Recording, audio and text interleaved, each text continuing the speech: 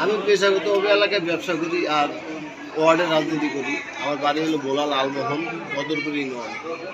আমি স্বেচ্ছাসেবক দল করি। আমার ওয়ার্ডের আমি সেক্রেটারি। আচ্ছা আচ্ছা আচ্ছা। আমার ওয়ার্ডের ছাত্র দলের এক গ্রুপের লাগে আমাদের ঝামেলা আছে, মানে এই যে বাজার টাজার ওই সেই মানে বিভিন্ন অভ্যন্তরীণ কোন্দল নিয়ে। হ্যাঁ কম্বল।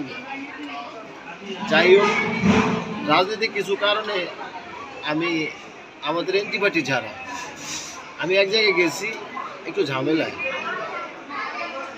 সেখানে যাওয়ার পরে দেখলাম যে আমার বিবাদী যারা মানে রাজনৈতিক ছাত্র দলের নামধারী সন্ত্রাস আমাদের ইউনিয়নের, তারা দেখি আপনার দলবল নিয়ে দাঁড়িয়ে আছে। আমি মোটর সাইকেল দিয়া হবে নামছি, সেখানে ঘটনা জানার আগেই মানে আমাদের গাড়ির উপর থেকে সামুরা দেওয়া চাইনিজ কুড়াল দেওয়া কমানো শুরু করছে পিছন থেকে। এই দেখেন আমার পিছন থেকে কমে কী করছে, কারা কোপাইছে, কারা আসামিকের নাম কর? সবাই সে নামদারি ছাত্র দলের কোনো কমিটিতে নাই এখনো। নাম বলেন, নাম বলেন।